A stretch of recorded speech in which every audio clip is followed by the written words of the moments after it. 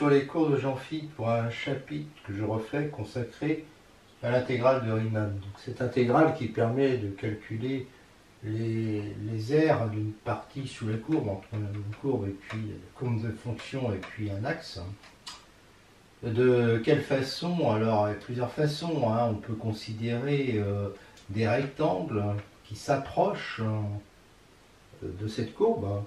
Et considérer des rectangles qui s'approchent de cette courbe, c'est considérer en fait des fonctions en escalier. Et nous, on va prendre des fonctions en escalier qui sont sous la courbe, des fonctions en escalier qui sont au-dessus de la courbe, et puis on va voir si, quand le pas devient très petit, si celle du dessus et celle du dessous ne tendent pas vers la même chose. Dans quel cas, on dira que la fonction est intégrable. Voilà. Alors, Riemann, Riemann c'est l'immense mathématicien allemand, un génie du 19e siècle, qui a eu des idées révolutionnaires, notamment parce qu'il s'en est pris un petit peu à la géométrie d'Euclide, en trouvant des surfaces riemanniennes, notamment la sphère de Riemann, qui n'obéissent pas aux lois d'Euclide, et qui seront utilisées d'ailleurs par Albert Einstein. Donc c'était tout à fait révolutionnaire. Il a mis de l'ordre dans l'intégrale qui existait déjà, il en a battu une théorie très très propre. Il s'est intéressé à tous les domaines des mathématiques. Il s'est même intéressé à la théorie des nombres. Il reste encore l'hypothèse de Riemann à démontrer, c'est un des problèmes que Hilbert a proposé, un des 100 problèmes de Hilbert, toujours pas résolu. Travailler avec les séries, le nombre de propriétés qu'il a démontré, c'est considérable. Considérable. Donc un immense mathématicien, une œuvre immense. Voilà. Subdivision de AB, donc on a A inférieur à B. Cette subdivision, c'est une suite finie, strictement croissante. Vérifiant x0 égale A, xn égale B. On note comme ça l'ensemble des valeurs. On dit que cette subdivision est plus fine que celle-là. Si E sigma est inclus dans E sigma prime, donc n est inférieur ou égal à P. Notation comme ça. Subdivision sigma union sigma prime. Et bien on prend deux subdivisions. Et ça va être la subdivision obtenue en réordonnant tous les éléments qu'il y a là-dedans. De façon à obtenir comme ça une suite qui vérifiera bien sûr Z0 égale X0 égale Y0 égale A. Zm est égal à xn, est égal à yp, est égal à b. Cette subdivision est évidemment plus fine par construction que sigma, et plus fine que sigma prime, donc on a ça. Fonction en escalier de AB vers E égale R ou C, ou bien un espace vectoriel normé. Eh bien, F est en escalier s'il existe une subdivision sigma de AB vérifiant F est constante sur chaque intervalle ouvert. Alors, ce qui se passe en xk ou en xk plus 1, on s'en fiche. On dit que sigma est une subdivision associée à la fonction f. Alors là, il y a un exemple, donc en escalier, valeur constante à chaque fois. Puis ce qui se passe aux bornes, on s'en fiche. Là, par exemple, la valeur prise, c'est là. Là, elle est là. D'accord? Mais elle peut très bien être sur le segment aussi. Et il n'y a évidemment pas unicité de cette subdivision. On peut, pour tout cas, y ajouter des termes, d'accord? À ce moment-là, si on ajoute des termes, on aura une subdivision ici, on aura une marche ici, puis une marche ici, d'accord? On peut en avoir plusieurs qui sont sur la même droite, c'est pas un problème. Exemple, toute fonction constante, évidemment, et la fonction partie entière sur moins 3, 5, oui, de moins 3 à moins 2, ça prend les valeurs moins 3, mais en moins 2, ça prend la valeur moins 2, etc. Bon, voilà, typiquement, on a bien une... Et je ne l'ai pas mis jusqu'à 5 là, parce que j'avais pas la place. Donc en réalité, je l'ai mis jusqu'à 2. Et bien là, on a typiquement une fonction en escalier. Intégrale d'une fonction en escalier f de AB vers E, on a une subdivision associée, ça c'est très important, à la fonction en escalier f. F prend la valeur fk appartenant à E sur chaque ak plus 1 pour k compris entre 0 et n. Alors, cette somme-là ne dépend pas, que l'on note I sigma f dans les démonstrations, ne dépend pas de la subdivision sigma. on va la noter définitivement, somme de A à B de f de x dx. Alors, f de x parce que c'est la valeur prise sur chaque marche, et le dx c'est la largeur. Donc en fait, on voit bien le f de x dx, il représente en fait l'aire d'un rectangle. D'accord? Et ce symbole somme, bah, c'est ça. D'accord? On la notera donc ici comme ça. Elle est indépendante de sigma. C'est ça qu'on va démontrer. C'est qu'elle est indépendante de sigma. Alors attention, il faut que sigma soit associé à f. Hein, parce que là, si je prends par exemple une fonction en escalier, et puis que au lieu de prendre A0, A1, A2, je change le A1 puis je le mets là, à ce moment-là, ça ne marche plus. Elle n'est plus associée. Parce que entre ça et ça, elle va changer de valeur. Ok? Voilà. Donc, alors montrons donc que ça ne dépend que de la subdivision associée. Alors dans une première étape, on va démontrer que si sigma prime est une subdivision de AB plus fine que sigma, alors sigma prime est une subdivision associée à F. Au départ, il n'y a que sigma qui est associé à F. Hein. Voilà, alors pour ce faire, on va d'abord démontrer, alors pour tout J, pour tout J allant de 0 à P-1, comme sigma est plus fine que sigma prime, il existe un unique K appartenant à 0 et N-1 tel que l'on est ça. En effet, YJ appartient à AB, et ici les X, ces intervalles-là, forment une partition de l'intervalle AB. Donc on est sûr de trouver un K, un unique K, tel que l'on est ça. D'accord? Donc on a ce YJ qui appartient à ça. Alors montrons que YJ plus 1 est inférieur ou égal à XK plus 1. Pour ça, on va supposer le contraire, c'est-à-dire qu'on est comme ça. Sigma étant plus fine que sigma prime, il existe un I tel que XK plus 1 est égal à YI. Donc oui, ça sera un YI. D'accord? Donc on aurait ça comme situation, ce qui est impossible. Donc YJ plus 1 est inférieur ou égal à XK plus 1. Et on est dans cette situation-là qui prouve que l'on a ça. F prend une valeur constante sur XK plus 1 ouvert, parce que sigma est une subdivision associée. Donc F va prendre une valeur constante sur YJ plus 1, quel que soit J. Donc sigma prime est aussi une subdivision associée à F, et c'est ce que je voulais démontrer. Alors maintenant, il va falloir démontrer ça. Donc on a toujours ça. Quel que soit K allant de 0 à N-1, il existe, puisque sigma prime est plus fine que sigma, bah, il existe forcément un unique J tel que XK est égal à YJ. On va le noter alpha K, c'est-à-dire qu'on définit une fonction de cet ensemble-là vers celui-là qui est injective. Alpha est strictement croissante parce que si XK est inférieur à XK plus 1, eh bien, on va avoir Y alpha K qui est inférieur à Y alpha K plus 1, donc alpha K qui va être inférieur à alpha K plus 1 parce que la suite YJ est strictement croissante. Alors maintenant, je m'intéresse donc à cette fameuse somme et je vais dire que c'est la somme des FK facteur de Y alpha K plus 1 moins Y alpha K. Alors je m'intéresse à cet ensemble, à cet intervalle qui va de XK jusqu'à plus 1, c'est-à-dire de Y alpha K jusqu'à Y alpha K plus 1.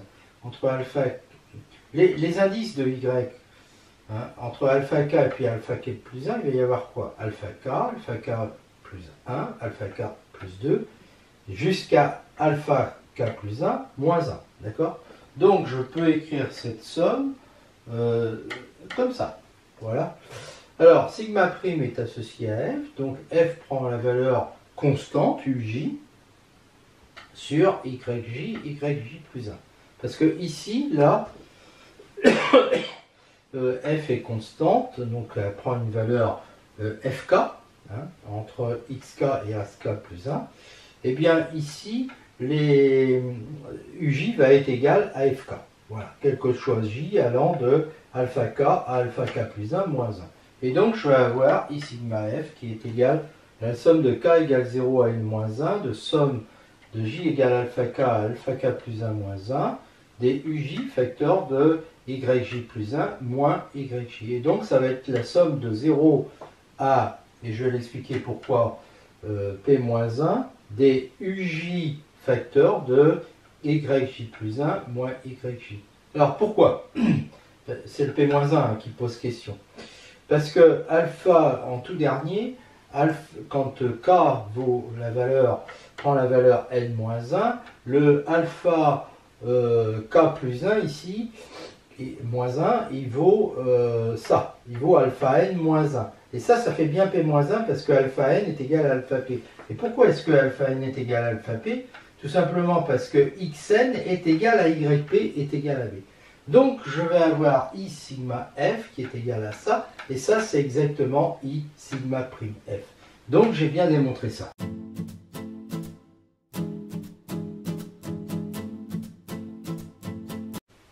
Fin de la démonstration, sigma sigma prime, deux subdivisions associées à la fonction en escalier. Sigma union sigma prime est plus fine que sigma, donc c'est une subdivision associée à F. Et on a l'égalité d'après la première partie de la démonstration, et de même, on a ça. Donc on a ça, et on voit donc que cette intégrale ne dépend pas de sigma, c'est pour ça qu'on la note comme ça, sans référence à sigma.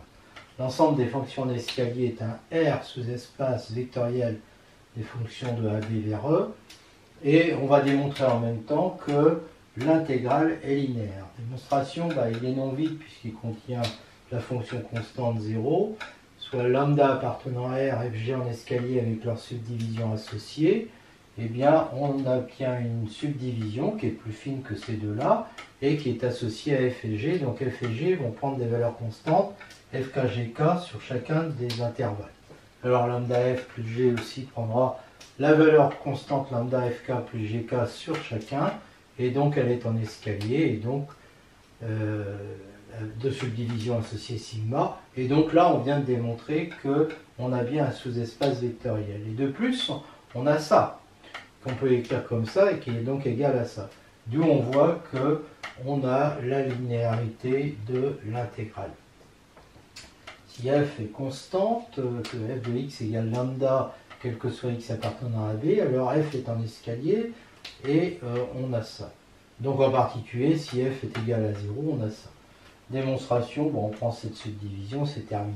Le résultat reste vrai si f est constante sauf en un nombre fini de points x1 jusqu'à xp, en particulier si f est constante sur l'intervalle AB ouvert. En effet, on prend la subdivision sigma obtenue à partir de AB et puis de ces points-là, donc on la note comme ça, et on a ça. D'accord? Seulement, ce fk, il est égal à lambda, donc j'ai supposé qu'elle était constante égale à lambda, sauf qu'on a un nombre fini de points. Il est égal à lambda parce que xj n'appartient pas à cet ensemble-là. D'accord? Parce que là où il n'est pas égal à lambda, c'est sur les xj. Mais xj n'appartient pas à ce genre d'intervalle. Donc on a en fait ça. D'accord? Et ça fait lambda facteur de b-a de le résultat. Enfin, une dernière propriété, si f est en escalier positive, alors son intégrale est supérieure ou égale à 0. Démonstration, eh bien on prend cette subdivision, une subdivision associée, et puis on a ça, avec des fk qui sont positifs, et puis des parenthèses qui sont positives, donc le résultat est bien supérieur ou égal. Remarque, si f étant, alors de AB vers R, est en escalier positif, sauf en un nombre fini de points, alors on a toujours ça. C'est en particulier vrai si f supérieur ou égal à 0 sur AB ouvert. Démonstration, f positif sur AB privé d'un certain nombre de points, sigma une subdivision associée à f, sigma prime la subdivision obtenue à partir de ça, eh bien le sigma prime, mettons, est de cette forme-là, f va être positif et égal à fk sur chacun de ces trucs-là, et donc la somme de AB de f de x dx, qui est égal à i sigma prime f, va être égal à ça, et là c'est positif. Si fg de AB vers R est en escalier et vérifie f inférieur ou égal à g sur AB, alors on a ça, et ça reste vrai si f est inférieur ou égal à g, sauf en un nombre fini de points, en particulier si f est inférieur ou égal à g sur AB ouvert. Démonstration, on a g moins f positif, donc on a ça, d'accord, d'où le résultat. Et puis là, on a g moins f positif, sauf un nombre fini de points, mais ça ne change pas ça, et donc on a toujours ça et le résultat. Si f va de AB vers E est en escalier, alors norme de f qui va de AB vers R est en escalier, et norme de somme de AB de f de x dx est inférieure ou égale à somme de AB de norme de f de x dx. Alors évidemment, si E égale R ou C, la norme c'est la valeur absolue ou bien le module. Démonstration, sigma une subdivision associée à f, f de x égale fk là-dessus, eh bien norme de f de x va être égale à norme de fk là-dessus, et donc elle est en escalier avec une subdivision, avec sigma qui est la subdivision associée à norme de f. Elle est associée en fait à f et à norme de f. Bon, bah on a ça qui est égal, on a ça, et inégalité triangulaire c'est inférieur ou égal à ça. Je peux faire sortir les réels positifs et donc ça fait ça. Et ça c'est exactement somme de A à B de norme de f de x dx, tout le résultat. Remarque, si f de A à B vers E est en escalier, alors f prend un nombre fini de valeurs, donc f est borné, donc il existe m, tel que norme de f de x est inférieur ou égal à m, quel que soit x appartenant à AB. Et alors, somme de A à B de f de x dx en norme est inférieur ou égal à m, facteur de b moins a. C'est évident, on prend une subdivision, f prend ses valeurs fk sur chacun, les valeurs fk sur chacun, donc f prend quoi comme valeur? Ben les fk et puis les f de aj, donc ça fait au plus 2n plus 1 valeur. Donc f a un nombre fini de valeurs, donc elle est majorée.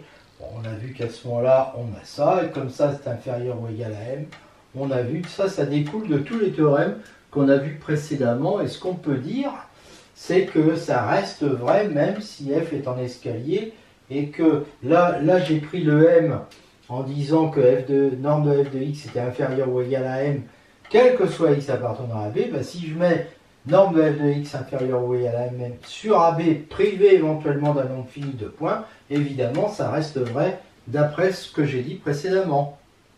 Si fg sont deux fonctions en escalier, alors sub de fg, 1 de fg, f plus qui est le sub de f0, f moins qui est le sub de moins f et 0, sont en escalier aussi. Rappelons que si AB appartient à R, sub de AB c'est A plus B plus valeur absolue à moins B sur 2, et f de AB c'est A plus B moins valeur absolue à moins B sur 2. Sub de fg, c'est donc le f plus g plus valeur absolue de f moins g sur 2. Et f de fg, c'est f plus g moins valeur absolue de f moins g sur 2. Fg sont en escalier, donc on sait que f plus g, f moins g, parce que c'est un espace vectoriel, l'ensemble des fonctions en escalier sont en escalier. Et du coup, comme f moins g est en escalier, valeur absolue de f moins g aussi. Donc ça va être, les numérateurs ici sont en escalier, divisé par 2, c'est en escalier puisque l'ensemble est un espace vectoriel de le résultat. Alors maintenant, si je remplace g par 0, qui est constante donc aussi en escalier, bah, ça me fait que f plus, f est en escalier, 0 en escalier, bah, f plus va y être f moins aussi. D'accord ? Donc remarquons en plus que valeur absolue de f égale f plus plus f moins, et que f est égal à f plus moins f moins, c'est évident parce que f plus, alors j'utilise que c'est sub de f est de 0, donc j'utilise ça, f plus 0 plus valeur absolue de f moins 0 sur 2, donc ça fait ça, et puis f moins, c'est sub de moins f est de 0, donc moins f plus 0 plus valeur absolue de moins f qui est pareil que valeur absolue de f, donc ça nous fait ça. Bon bah, si j'additionne ces deux-là, f plus plus f moins, il va y avoir 2 fois valeur absolue de f sur 2, donc valeur absolue de f. Et si je soustrais ces deux-là, il va me rester 2f sur 2, c'est-à-dire f.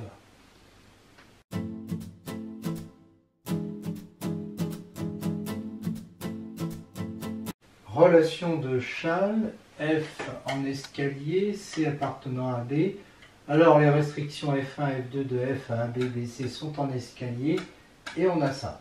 Mais au lieu de l'écrire comme ça, on va, puisque f1 c'est la restriction de f, on va mettre somme de a à b de f de x dx plus somme de b à c de f de x dx. Relation de Chasles.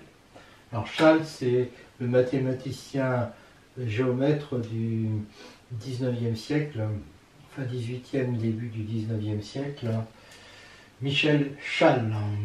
voilà, c'est à mettre en parallèle. C'est pas lui qui a trouvé évidemment ça, mais lui, c'est lui qui avait formulé vecteur AB plus vecteur BC égale vecteur AC.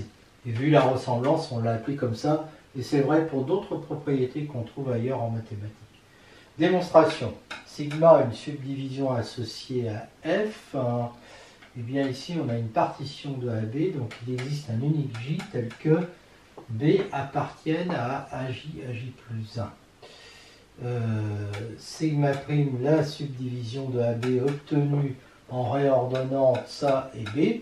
Donc c'est presque sigma, hein, d'accord? Ça va différer de très peu de choses. En fait, n va être égal à n ou n plus 1 suivant que C est un AK ou que C n'est pas un AK.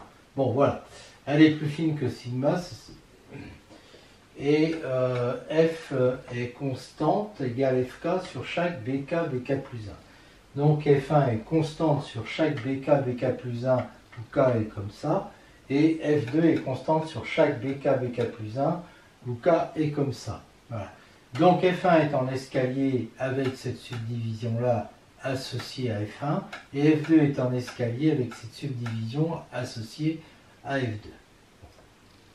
I, l'intégrale de A à B de F de x dx est égale à ça, que je peux écrire comme ça. Et là, je vois bien que c'est I sigma 1 F1 plus I sigma 2 F2, c'est-à-dire ça plus ça. Voilà. Parce que Fk, c'est la valeur constante de F, donc de F1. F1, c'est la restriction de F1 sur ça. Idem pour là. Remarque, si F de AB vers E est un escalier, ici, on a CD comme ça, alors la restriction G de F à CD est en escalier. En effet, si je prends une subdivision de AB associée à F, sigma prime, la subdivision obtenue à partir de ça, C et D, donc plus fine que sigma, est aussi une subdivision de AB, et sigma prime est égal à ça, avec C qui est un BI et D qui est un BJ, alors donc on a ça. Sigma seconde, ça va être BI jusqu'à BJ, va être une jusqu'à BJ moins 1 en fait, hein, d'ailleurs. Hein. Non, jusqu'à BJ, pardon. C'est une subdivision de CD, d'accord? Parce que le BI, il vaut, il est égal à C, le BJ, il est égal à D, et puis donc on a bien un nombre fini de. Donc c'est une subdivision de CD, et F est constante égale à FK sur chacun de ces trucs-là, d'accord? Pour ça. Donc G, qui est la restriction de F, hein, à CD, va être constante aussi égale à FK sur chacun des BK, BK plus 1, vérifiant ça. Donc la restriction G de F à CD est en escalier. De subdivisions associées à sigma de le résultat.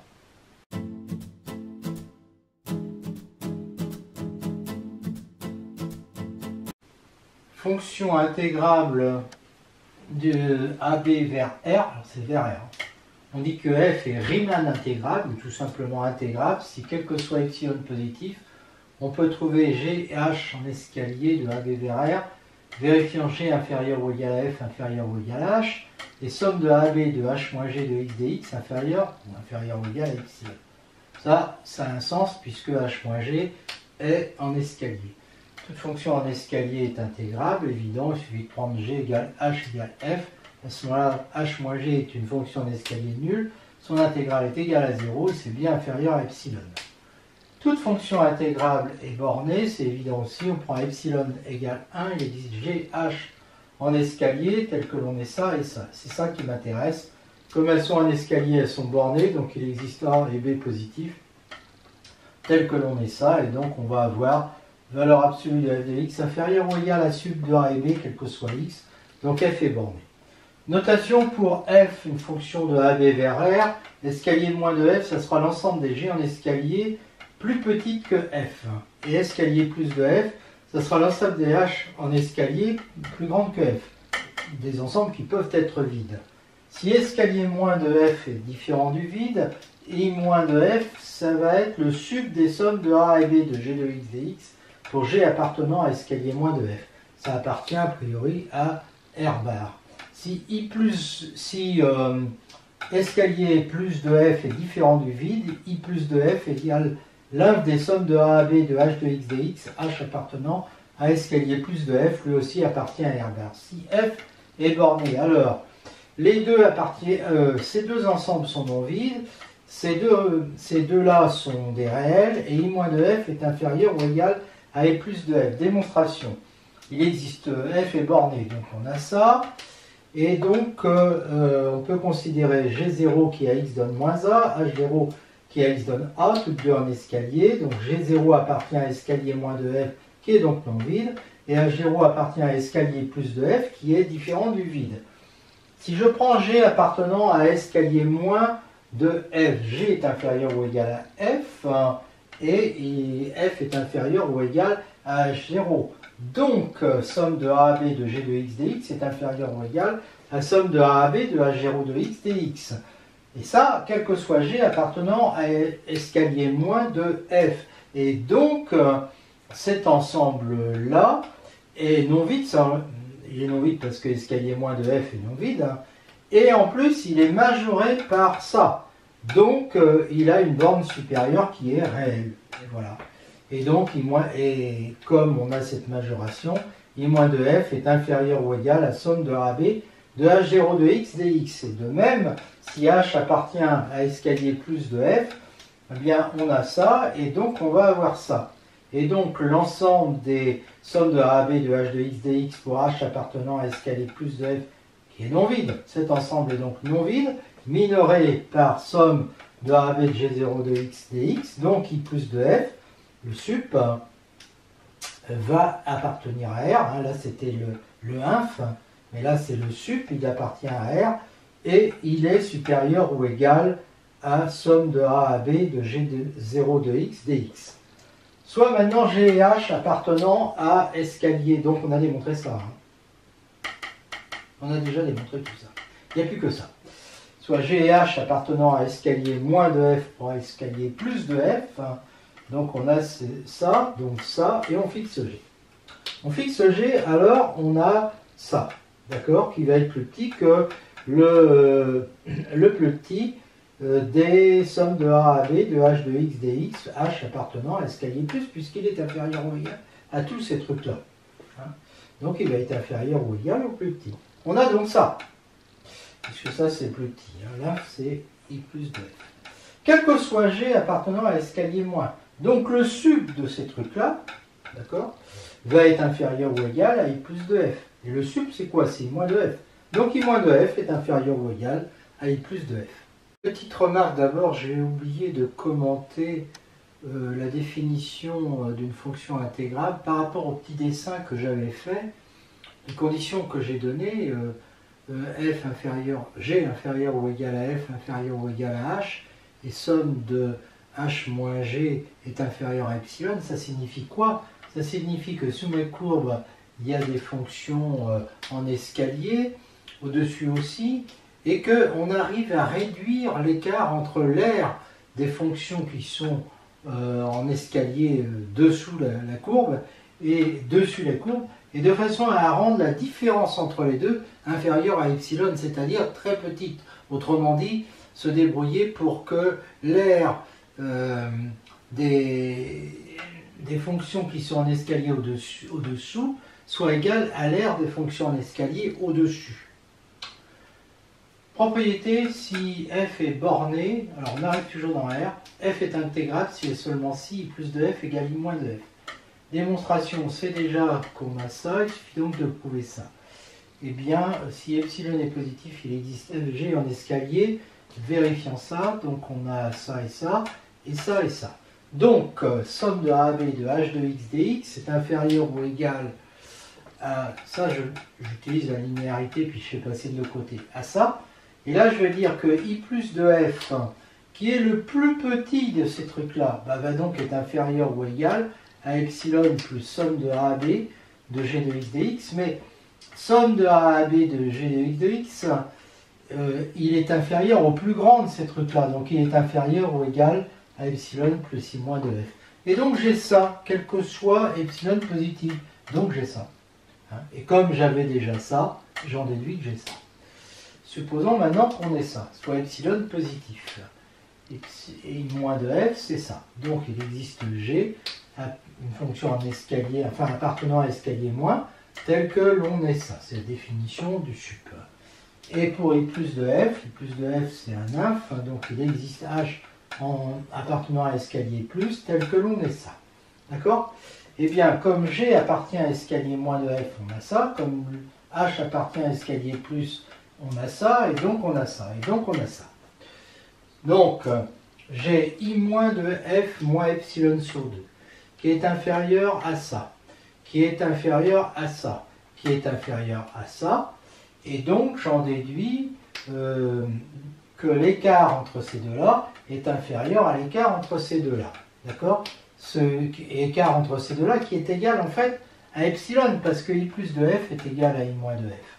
Donc, quel que soit epsilon positif, il existe G et H en escalier, vérifiant ça et ça, donc f est intégrable. Soit f de AB vers R borné, alors elle est intégrable si et seulement si, quel que soit epsilon positif, il existe phi θ de AB vers R en escalier, vérifiant valeur absolue de f moins phi inférieure ou égale à θ, somme de AB de θ de x dx inférieure à epsilon, on peut mettre inférieur ou égal évidemment. Démonstration, dans ce sens-là, on suppose f intégrable, donc on a ça, on prend phi égale g, et θ est égal à h moins g, donc phi et θ sont en escalier.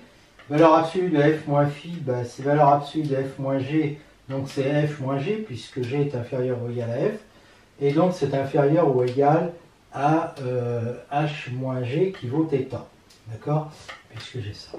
De plus, somme de AB de θ de x dx est égale à somme de AB de h moins g de x dx inférieur à epsilon, donc c'est terminé. Réciproquement, supposons qu'on ait ça, alors supposons qu'on ait ça, alors j'ai le droit de remplacer epsilon par epsilon sur 2, il existe phi θ en escalier, vérifions ça. Donc, valeur absolue de f moins phi est inférieure ou égale à θ. Donc, j'ai phi moins θ qui est inférieur ou égal à f qui est inférieur ou égal à phi plus θ. D'accord? Phi moins θ, je l'appelle g, phi plus θ, je l'appelle h. Elles sont en escalier. Et h moins g va être égal à phi plus θ moins phi moins θ, c'est-à-dire à 2θ. Somme de AB de h moins g de x dx est donc inférieure ou égale à somme de AB de 2θ de x dx, qui est égale à 2 somme de AB de θ de x dx, c'est la linéarité, qui est donc inférieure à 2 fois epsilon sur 2 égale epsilon. Donc f est intégrable puisque j'ai pu trouver g, h en escalier tel que g inférieur ou égal à f inférieur ou égal à h, et puis cette somme-là qui est inférieure à epsilon.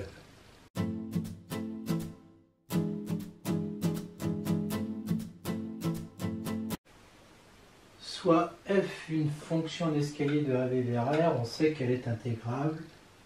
On a alors I plus de f égale I moins de f est égal à somme de AAB de f de x dx. Démonstration. F est en escalier, donc elle appartient à escalier plus de f, puisque f est inférieur ou égal à f. Et donc I plus de f est inférieur ou égal à somme de AAB de f de x dx, puisque I plus de f, c'est l'inf de tous les sommes de AAB de h de x dx quand f est inférieur ou égal à h. De même, f appartient à l'escalier moins de f, donc somme de AAB de f de x dx est inférieur ou égal à I moins de f. Mais comme on a I moins de f qui est égal à I plus de f, eh bien, on va donc avoir somme de AAB de f de x dx qui est égal à I plus et à I moins 1, puisque ça, et I plus de f est égal à I moins de f, ça veut dire que celui qui est entre les deux, il est égal aux 2. D'où la définition suivante qui définit l'intégrale de A à B de f de l'intégrale de f sur AB sur l'ensemble des fonctions intégrales de A à B de AB vers R. Pour le moment, c'est défini que sur l'ensemble des fonctions en escalier. Eh bien, on étend cette définition. Si f est intégrable, on sait qu'on a ça, ce réel est noté comme ça et est appelé l'intégrale de f sur AB. D'accord? Voilà. Et donc, ça correspond bien à l'intégrale qui existait pour les fonctions en escalier. On a donc prolongé l'opération qui donne l'intégrale de f de l'ensemble des fonctions en escalier à l'ensemble des fonctions intégrables.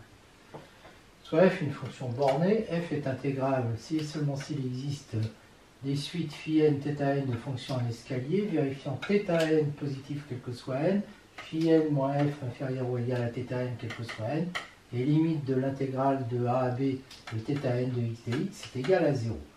De plus, et sur tout ça qui m'intéresse, la suite somme de a à b de phi n de x dx est convergente de limite somme de a à b de f de x dx. Limite de somme de a à b de phi n de x dx est égale à somme de a à b de f de x dx. Démonstration, si f est intégrable, on prend epsilon égale 1 sur n, on sait qu'il existe deux fonctions en escalier, vérifiant ça et ça, et donc comme on a ça, quand n tend vers plus l'infini, on obtient ça. Réciproquement, eh bien, donc réciproquement, ça veut dire que on sait qu'il y a des suites qui vérifient ça, d'accord? Donc, on prend epsilon positif. Comme on a ça, il existe n tel que n supérieur ou égal à n implique somme de a à b de θn de x dx inférieur ou égal à epsilon. Eh bien, on prend tout simplement petit n égale grand n, phi égale phi grand n, θ égale θ grand n. On a ça et on a ça. Donc, f est intégrable. Alors maintenant, il faut démontrer de plus que si on a ces suites-là, hein, eh bien, il faut démontrer que cette suite-là est convergente de limite somme de a à b de f de x dx. Eh bien, on a ça. Donc de ça, on obtient ça. Mais ça, alors comme c'est une fonction d'escalier, plus petite que f, donc elle appartient à l'escalier moins de f. Ça, c'est une fonction d'escalier, plus grande que f, donc elle appartient à l'escalier plus de f. Donc, on va avoir ça, et puis pour celle-là, on va avoir ça, et pour l'autre, on va avoir ça. D'accord? Alors, somme de a à b de f de x dx, c'est i plus, et c'est aussi i moins. Donc, je vais avoir somme de a à b de phi n de x dx, moins somme de a à b de θn de x dx. C'est la linéarité de l'intégrale des fonctions en escalier, qui va être inférieure ou égale à i moins de f, qui est égal à ça, mais qui est égal à ça. Et ça, c'est plus petit que ça. D'accord? Là encore, la linéarité. Donc, j'obtiens, alors cette fois-ci, en échangeant un petit peu, j'obtiens que ça moins ça est inférieur ou égal à ça. D'accord? Et que phi n qui est là est inférieur à ça plus ça. Voilà. Et je remarque que ça tend vers 0. Ça tend vers 0, donc ici, ça va tendre vers la somme de a à b de f de x dx, théorème des gendarmes, hein. Et ça aussi. Et donc, on obtient que somme de a à b de phi n de x dx est une suite convergente de limite somme de a à b de f de x dx. De le résultat.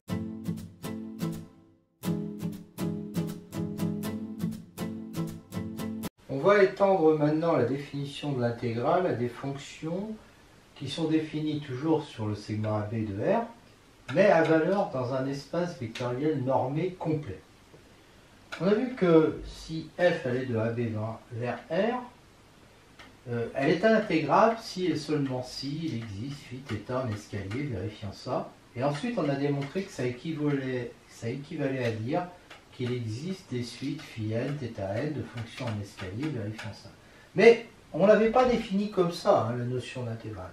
On faisait intervenir les fonctions en escalier plus petites que f et les fonctions en escalier plus grandes que f. Là, on ne peut pas faire ça parce qu'il n'y a pas d'ordre sur E. D'accord?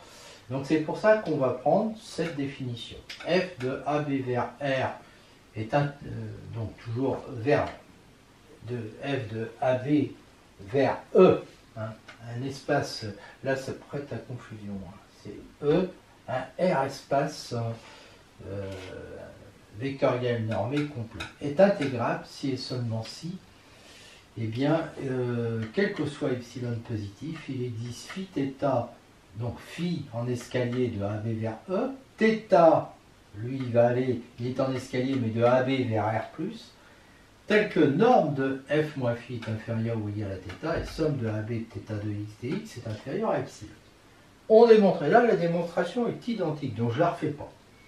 Que ça équivaut à dire qu'il existe deux suites phi n, θn,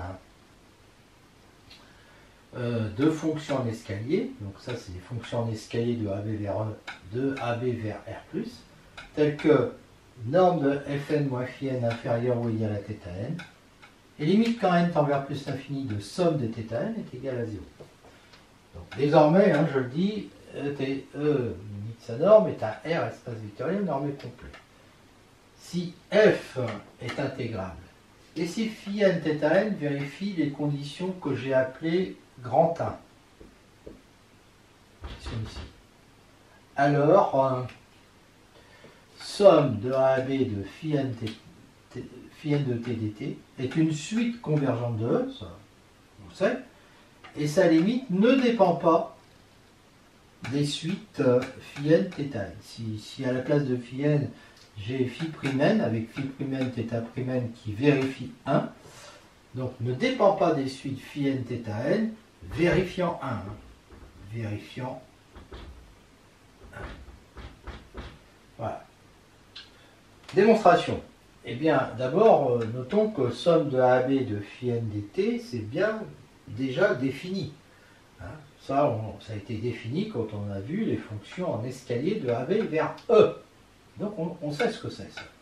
Et on a déjà défini les intégrales des fonctions en escalier, hein, en démontrant qu'elles étaient indépendantes des subdivisions associées. Donc, soit phi n θn, hein, on va d'abord démontrer que la limite existe. Phi n θn, vérifiant les conditions. Montrons qu'elle est convergente, cette suite.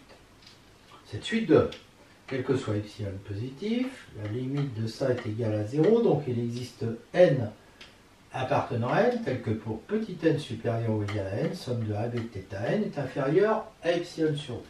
Pour nos np supérieur ou égal à n, norme de phi n moins phi p, c'est inférieur ou égal à ça, inégalité triangulaire, donc à ça.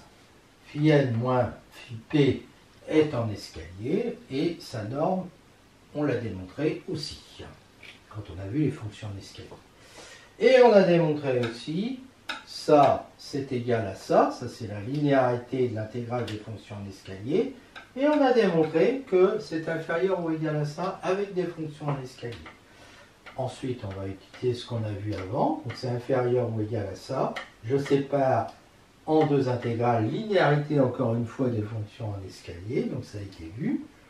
Celle-là est inférieure à epsilon sur 2, l'autre aussi, donc c'est inférieur à epsilon. Donc je vois que quel que soit epsilon positif, il existe un rang à partir duquel on a ça qui est toujours inférieur à epsilon. D'accord? Ça veut exactement dire que cette suite-là, qui est une suite de grand E, est de Cauchy, mais grand E est complet. Donc cette suite-là est convergente dans E. Alors il nous reste à démontrer maintenant que sa limite ne dépend pas des suites phi n θn vérifiant 1. Indépendance de la limite, donc on a les suites en escalier qui vérifient 1, et on en prend deux autres, vérifiant 1 aussi. Bon, on a évidemment ça, c'est l'inégalité triangulaire, et puis ça, c'est la linéarité, ça c'est... Alors ça c'est la linéarité avec des fonctions d'escalier. Et ça, on a vu ça aussi avec les fonctions en escalier. Et ça, c'est encore la linéarité avec les fonctions en escalier. Ça tend vers 0, ça aussi. Donc, ça tend vers 0. Mais ça a une limite, on l'a vu, grand L. Et ça a une limite L'. Donc, L moins L', norme de L moins L' égale 0. Donc, L égale L'. Et donc, on voit que ça ne dépend pas des suites qui vérifient ces conditions-là.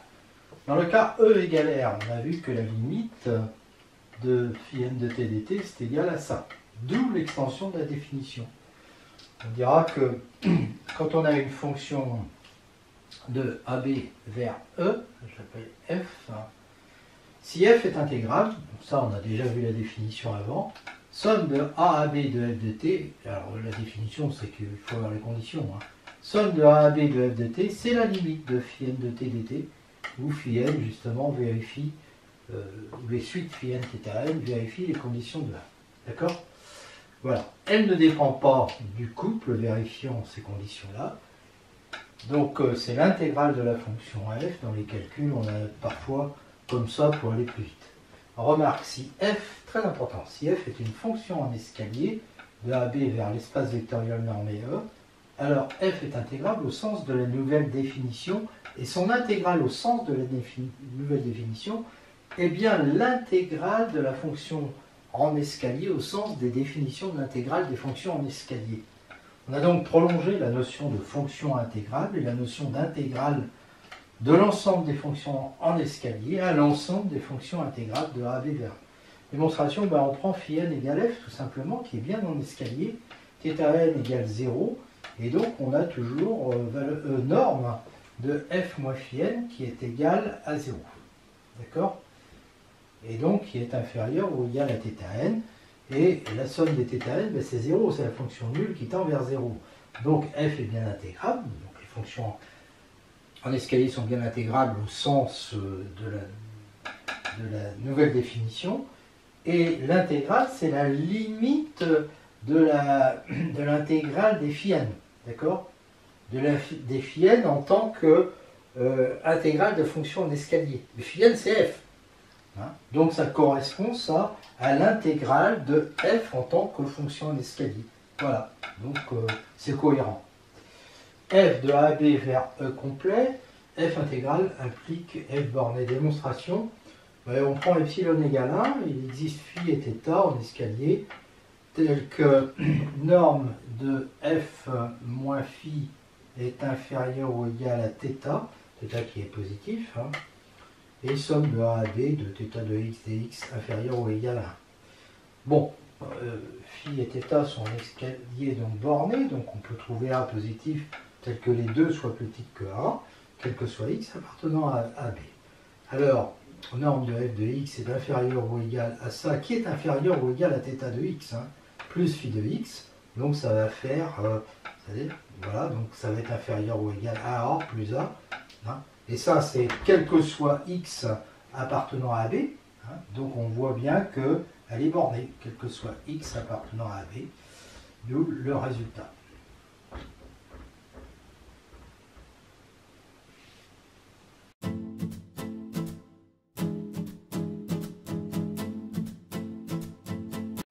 Fg de fonction de AB vers l'espace vectoriel normé E complet, je ne l'ai pas mis mais c'est toujours complet en fait, intégrable, et lambda appartient à R. Alors lambda f plus g est intégrable, et somme de lambda f plus g égale lambda somme de f plus somme de g. Bon, la démonstration est facile, il existe des suites en escalier de AB vers E et en escalier de AB vers R+, vérifiant ça.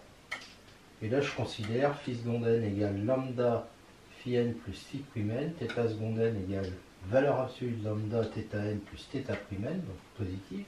Les deux sont en escalier.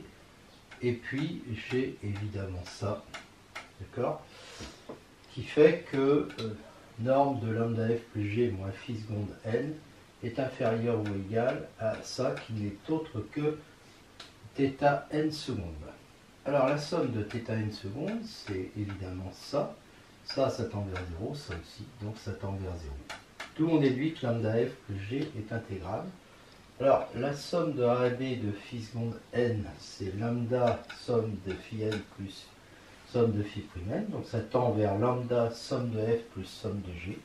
Et donc j'en déduis que l'intégrale de lambda f plus g est égale, qui est égal à ça, va être égal à lambda intégrale de f plus intégrale de g. Conséquence, l'ensemble des fonctions intégrales de AB vers un espace vectoriel normé complet E est un sous-espace vectoriel de l'espace vectoriel des fonctions bornées de AB vers E. Et psi qui a f associe, il faut quand même dire ce que associe, somme de A à B de f est linéaire. Démonstration. Alors tout a été fait, il y a juste à expliquer que c'est un sous-espace vectoriel, donc je vais rajouter que 0 est en escalier, donc intégrable.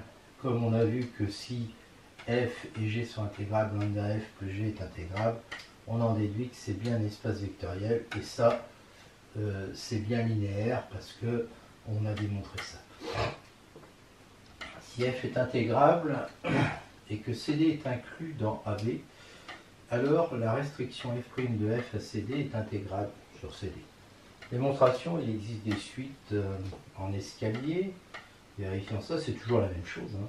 Soit φn, la restriction de phi n à CD, et θn, la restriction de θn à CD. On sait que φn, θn sont en escalier. Alors, x appartient à CD implique f de x égale f' de x, phi n de x égale phi' de x, et θ n de x égale θ'n de x. Donc, norme de f moins phi n est inférieure ou égale à θn implique que norme de f' moins phi' n est inférieure ou égale à θ'n. θn est positif, donc θ'n va être positif. Alors, comme θ'n est la restriction de θn, on a ça, on l'a déjà vu. D'accord? Puisque ça. Donc, comme ça tend vers 0, l'autre va tendre vers 0. Donc, on en déduit, ça y est, c'est terminé. Hein. On a ça, et puis la somme de θ'n tend vers 0. C'est une somme sur CD, bien sûr. Hein. On en déduit que f' est intégrable sur CD. Donc, il y a un cas particulier qu'on va revoir tout de suite avec la relation de Schall. C'est le cas où si f de AB vers E est intégrable et qu'on prend C entre A et B, alors les restrictions de F à AC et CB, évidemment, sont intégrables.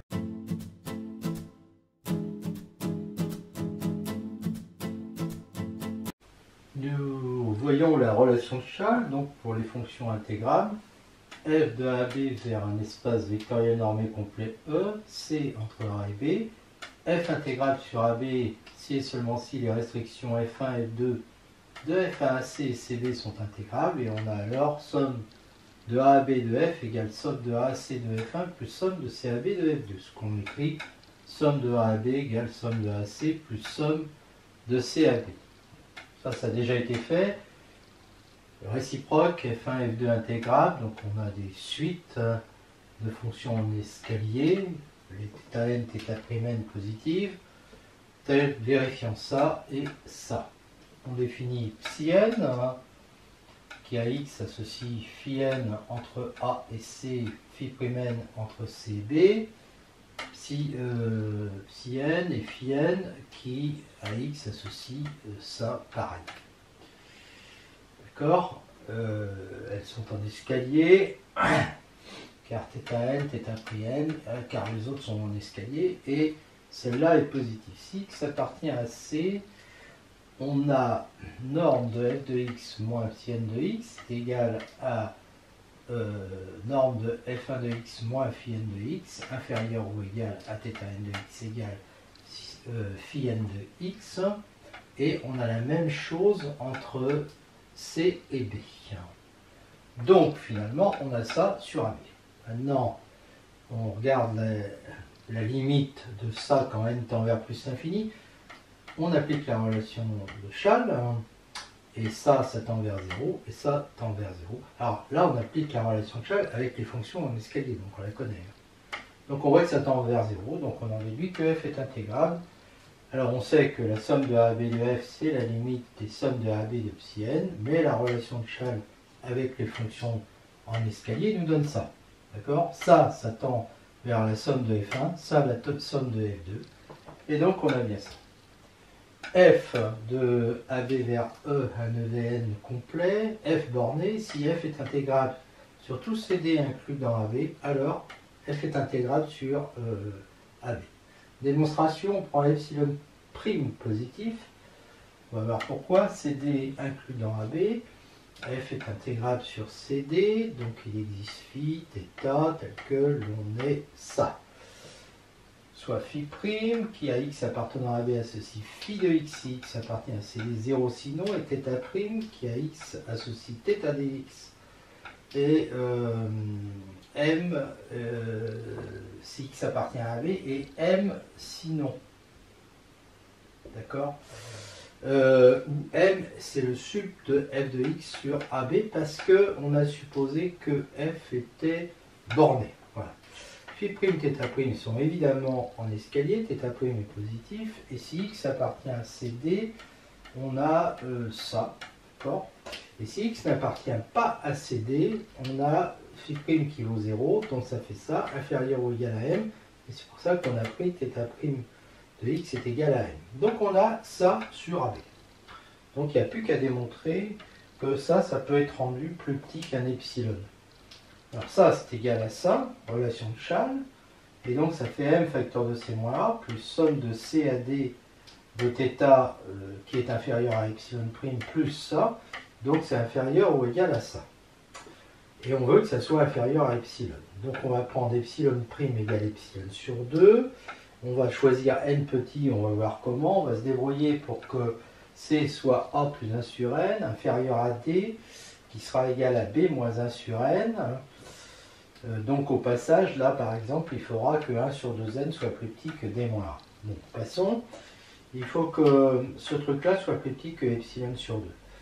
Donc on fait ça, ça fait m sur 2n, plus petit que epsilon sur 2, si n est plus grand que m sur epsilon. On choisit donc n tel que m est supérieur à n sur epsilon, et on veut que 2 sur n soit supérieur à b moins 1. Donc on va prendre n supérieur à sup de m sur epsilon et de 2 sur b moins 1. Et on a alors ça qui est inférieur à epsilon. Donc f est intégrable sur AB. Soit f une fonction du segment AB vers l'espace vectoriel normé complet E. Si f est intégrable, alors norme de f est intégrable, et la norme de l'intégrale de f est inférieure ou égale à l'intégrale de la norme de f. Démonstration, il existe des suites de fonctions en escalier qui vérifient ça, parce que f est intégrable.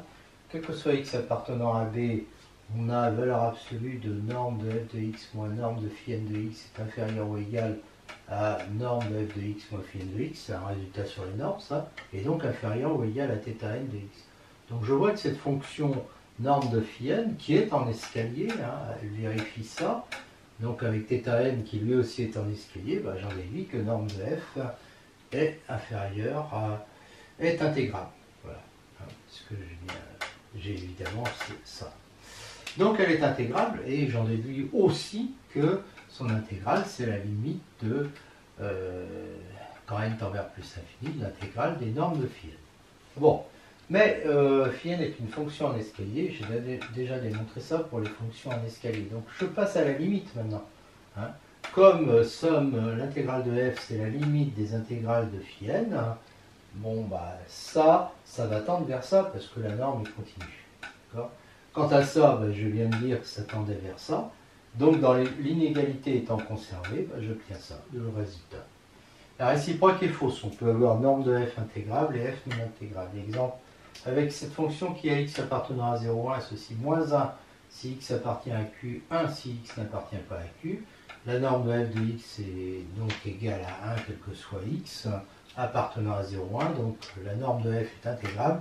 Et son intégrale est égale à 1. Si f était intégrable, il y aurait les fonctions en escalier phi θ qui vérifient ça, et là je prends epsilon égale 1,5. Je prends une subdivision commune à phi θ. Bon, phi est constante, prend une valeur constante phi k sur cet intervalle-là. Θ prend une valeur constante θk sur cet intervalle-là. D'accord ? Mais chacun de ces intervalles contient une infinité de rationnels, une infinité d'irrationnels. Si x est rationnel appartenant à ça, f de x est égal à moins 1, donc ça fait moins 1 moins phi k qui va être inférieur ou égal à θk, d'accord, en valeur absolue.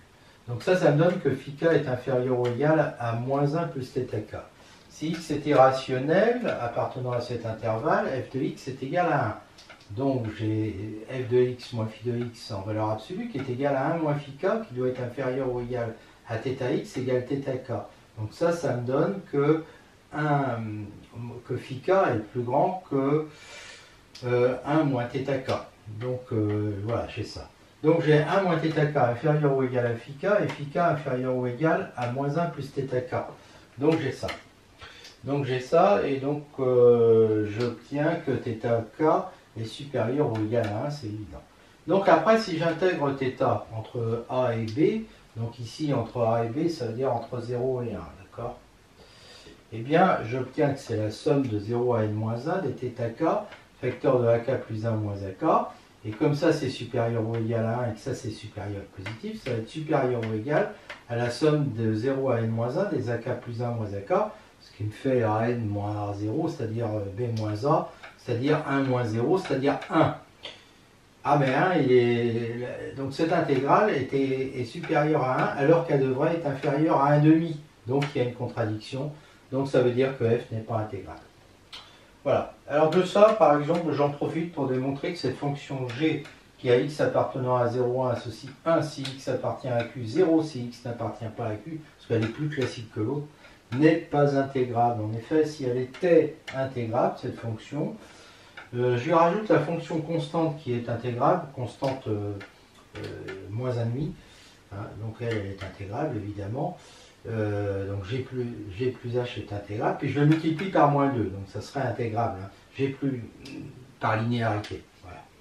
Alors je regarde la fonction g plus h, hein. Ben, je rajoute moins 1,5, donc elle vaut 1,5 ici, puis moins 1,5 ici. D'accord? Je multiplie par moins 2, ça fera moins 1, et puis ici ça fera 1. Donc ça sera cette fonction-là. Et ça c'est la fonction f. Donc j'en déduis f égale moins 2 facteur de g plus h, mais j'ai dit que celle-là était intégrable. Donc ça voudrait dire que f est intégrable. Or, on a démontré que f ne l'était pas intégrable. Donc cette fonction g n'est pas intégrable.